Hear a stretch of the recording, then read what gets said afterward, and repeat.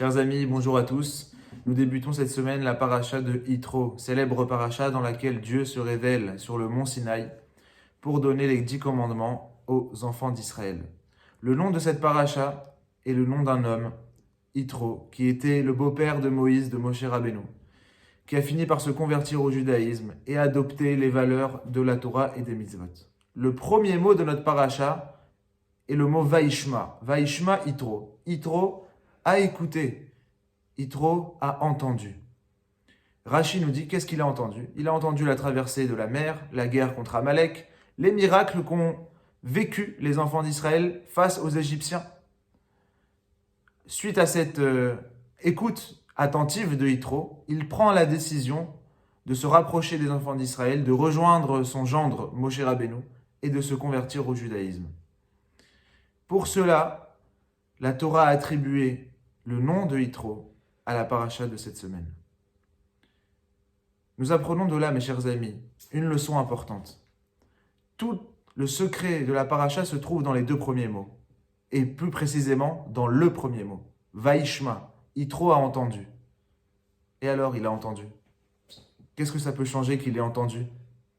Il fallait peut-être pas parler du fait qu'il ait entendu, peut-être tout simplement dire que Yitro, seulement les actes de Yitro, Yitro a avancé, a rejoint le peuple d'Israël, s'est converti au judaïsme, et ça nous aurait suffi. Mais non, on dit le mot Vaishma, il a entendu.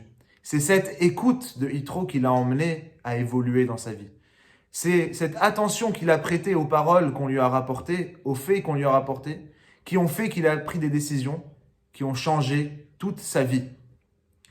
Mes chers amis, combien de fois on entend des paroles de Torah, on entend des paroles importantes pour nous, pour notre vie, que ce soit des paroles pour notre évolution personnelle, des paroles pour se soucier des autres, des paroles sur tous les sujets possibles et imaginables, pour faire attention à notre santé. On entend énormément de choses.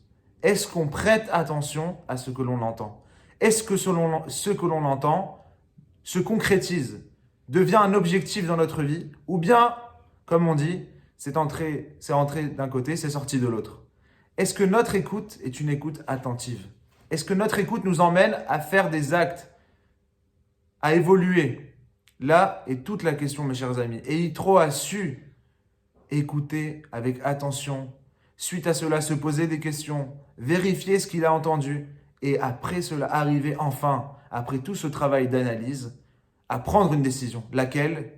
Devenir un serviteur d'Hachem, devenir quelqu'un de bon, quelqu'un de bien, et de faire de ma vie quelque chose d'extraordinaire. Et c'est cela que nous devons faire, mes chers amis.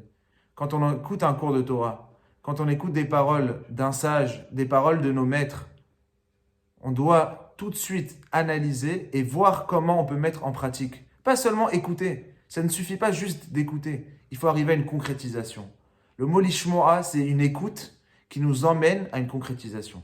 Comme nous l'avons lu dans le livre de Bereshit, Léa a dit, pour la naissance de son deuxième fils Shimon, elle l'appelle Shimon qui Shama Elohim, car Dieu m'a entendu. Ça veut dire quoi, il m'a entendu? Il a concrétisé ce qu'il a entendu. Dieu a concrétisé les paroles qu'il a entendues de ma part. C'est une concrétisation. C'est là qu'il faut mettre l'accent, mes chers amis, et ne pas se suffire d'écouter sans passer à l'acte. Qu'on soit sensible aux paroles que l'on entend. Que les paroles qui sont sorties de la bouche de nos maîtres ne soient pas des paroles vaines, ne soient pas de belles paroles avec lesquelles on ne fait rien et qui sur le moment nous ont fait plaisir, mais avec lesquelles on ne fait rien, on ne concrétise pas. Tout le travail, mes chers amis, c'est de savoir entendre pour ensuite arriver à faire un acte physique, matériel, concret. Tous les jours dans la prière du matin, mes chers amis, nous disons à Akadosh Baruch Hu, à Dieu, de nous aider, l'ilmod ou l'elamed, d'apprendre et d'enseigner l'ishmor vela asot, de pouvoir observer et pratiquer. La théorie ne suffit pas, cela ne suffit pas juste que l'on ait entendu. Cette écoute doit nous emmener, mes chers amis, à la asot, à l'action, à faire. Alors, mes chers amis, ne soyons pas insensibles à ce que l'on entend. On entend beaucoup de choses, et surtout dans notre période. Il ne faut pas être insensible. Prenez ça au sérieux. Et essayons avec tout ce que l'on entend de faire de notre vie quelque chose d'extraordinaire. Shabbat Shalom ou Mevorach.